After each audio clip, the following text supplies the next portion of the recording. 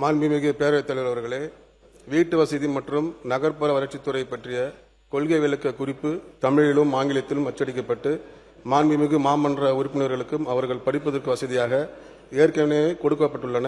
மின்னஞ்சல் மூலமாகவும் அனுப்பப்பட்டுள்ளன. மாண்புமிகு மாமன்ற உறுப்பினர்களின் எதிரில் உள்ள சிறிய கணினிலையும் பதிவேற்றப்பட்டுள்ளன.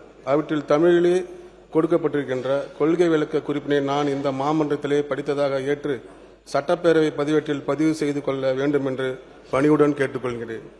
மாண்புமிகும் தமிழ்நாடு முதலமைச்சர் அவர்களின் நல்லாசியுடன் கழகத்தினுடைய பொதுச் செயலாளர் எங்களின் வழிகாட்டி அவர்களுடைய வழிகாட்டுதலின்படியும் வீட்டு வசதி மற்றும் நகர்ப்புற வளர்ச்சித்துறை சார்ந்த புதிய அறிவிப்புகளை மாண்புமிகு பேரவைத் தலைவர்கள் அனுமதியுடன் தற்போது வெளியிடுகிறேன். தலைப்பு மட்டும் நீங்க மாண்புமிகு உறுப்பினர் கொள்கை விளக்க குறிப்பு மற்றும் புதிய அறிவிப்புகள் குறித்து தாங்கள் கூறிய கருத்துக்களை தெரிவித்த பின்னர் என்னுடைய பதிலுரையில் அவற்றில் விளக்கம் அளிக்கிறேன் என்பதை தெரிவித்துக் கொள்கின்றேன்.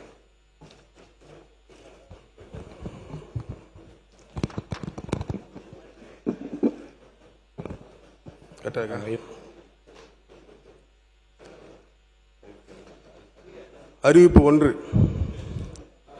சுயநிதி திட்டத்தின் கீழ் 842 அடுக்குமாடி குடியிருப்புகள் ரூபாய் 914 கோடி மதிப்பீட்டில் கட்டப்படும்.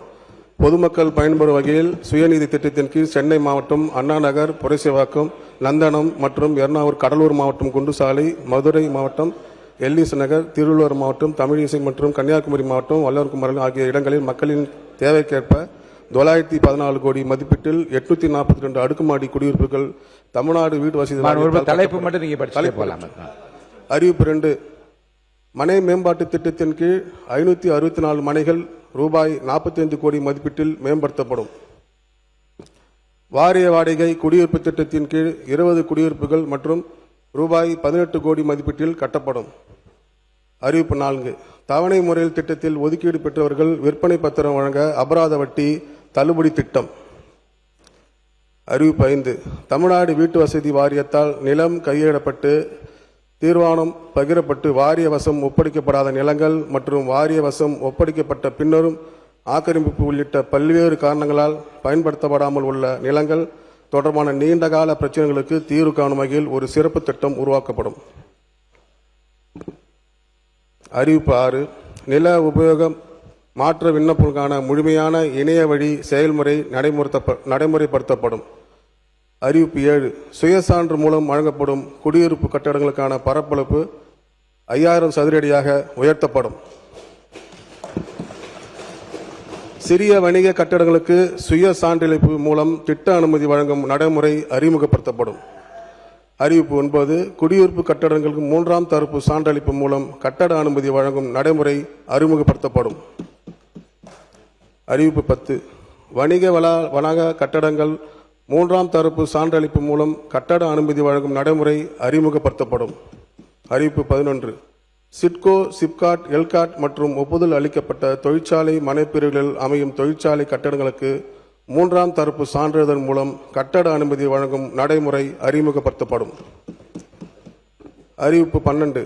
குடியிருப்பு கட்டட அனுமதிக்கான கூடுதல் அதிகார பகிர்வு உள்ளாட்சிகளுக்கு வழங்கப்படும். அறிவிப்பு 13. உள்ளாட்சிகளுக்கு வணிக கட்டட அனுமதிக்கான கூடுதல் அதிகார பகிர்வு அளிக்கப்படும். அறிவிப்பு 14. திட்டமில்லா பகுதியில் நன்சை நிலங்களை வேளாண்மை அல்லாது பயன்பாட்டிற்கு மாற்றுவதற்கான நடைமுறைகள் எளிமைப்படுத்தப்படும். அறிவிப்பு 15. மாற்றத்தக்க வளர்ச்சி உரிமைகளில் டிடிஆர் பரிவர்த்தனைக்கான மின்னணு இணையவழி தளம் ரூபாய் 1 கோடி மதிப்பீட்டில் உருவாக்கப்படும். அறிவிப்பு 16. சாத்தங்காடு இரும்பு மற்றும் எஃகு சந்தை வளாகம் மற்றும் கோயம்பேடு மொத்த விற்பனை அங்காடி வளாகத்தில் உள்ள சாலைகளை மேம்படுத்தல் மற்றும் மறுசீரமைப்பு பணிகள் ரூபாய் 20 கோடி மதிப்பீட்டில் தொடங்கப்படும். அறிவிப்பு 17. கோயம்பேடு மொத்த விற்பனை அங்காடி வளாகத்தில் கூடுதல் கடைகள் ரூபாய் 7.50 கோடி மதிப்பீட்டில் கட்டப்படும். கோயம்பேடு மொத்த விற்பனை அங்காடி கடைகள் குடிநீர் இணைப்புக்கு ரூபாய் 10 கோடி மதிப்பீட்டில் அமைக்கப்படும். அறிவிப்பு 19. தொகுதியின் சட்டமன்ற உறுப்பினர்கள் சார்பாக அளிக்கப்பட்ட ராயபுரம், சைதாப்பேட்டை, கிணத்தகடுவு, சோளிங்கல் அவர்களுடைய கோரிக்கை ஏற்று தமிழ்நாட்டு நகர்ப்புறத்தில் உள்ள 20 திட்டப்பகுதியில் சிதலமடைந்த அடுக்குமாடி குடியிருப்புகளை இடித்து புதிதாக 12,640 அடுக்குமாடி குடியிருப்புகள் மறுகட்டுமானம் செய்யப்படும். அறிவிப்பு 20. சென்னை பெரம்பூர் சாலையோரங்களில் இதர ஆட்சிகரமாக பகுதியில் வாடும் குடும்பங்கள் மற்றும் ஏழை எளிய வீடற்ற குடும்பங்களுக்கான 462 அடுக்குமாடி குடியிருப்புகள் ரூபாய் 111.08 கோடி திட்ட மதிப்பீட்டில் கட்டப்படும். அறிவிப்பு 21. பயனாளிகள் தாமாகவே வீடு கட்டும் திட்டத்தின் கீழ் நிலை உரிமையை கொண்ட பொருளாதாரத்தில் நலிவுற்ற குடும்பங்களுக்கு 15,000 தனி வீடுகள் கட்டப்படும். அடுக்குமாடி குடியிருப்பு திட்டப்பகுதியில் 41,664 குடியிருப்புகளில் பழுது பார்த்தல், புனரமைப்புத்தல் மற்றும் சமூக வசதிகள் ரூபாய் 96.63 கோடி திட்ட மதிப்பீட்டில் மேம்படுத்தப்படும். அறிவிப்பு 23. அடுக்குமாடி குடியிருப்பு திட்டப்பகுதியில் அடிப்படை உட்கட்டமைப்பு வசதிகள் ரூபாய் 355 கோடி திட்ட மதிப்பீட்டில் மேம்படுத்தப்படும். அறிவிப்பு 24. தமிழ்நாடு ஒருங்கிணைந்த வாழ்விட மின் மேலாண்மை தளம் ரூபாய் 75 லட்சம் திட்ட மதிப்பீட்டில் உருவாக்கப்படும். அறிவிப்பு 25. ஒருமுறை கடன் தீர்வு திட்டம் மூலம் தவணைத்தொகை செலுத்த தவறிய முதன்மை சங்க உறுப்பினர்களுக்கு வட்டித் தொகை தள்ளுபடி செய்யப்படும். இணையதளம் மற்றும் செயலி உருவாக்குதல். அறிவிப்பு 27. சென்னை பெருநகர பகுதியில் டிஜிட்டல் மீட்டர் உள்ளடக்கிய ஆட்டோ டாக்ஸி செயலி அறிமுகப்படுத்தப்படும். விரிவாக்கப்பட்ட சென்னை பெருநகர பகுதியில் சாலை வலையமைப்பு திட்டம் ரூபாய் 12 கோடி மதிப்பீட்டில் தயாரிக்கப்படும். இந்த தேதி 28. ஆனால் 28 தீர்மானங்கள் மாண்புமிகு தலைவர்களுக்கு சமர்ப்பிக்கிறேன். நன்றி, வணக்கம். 28 அறிவிப்புகள் என்று எடுத்துக்கொள்கிறோம்.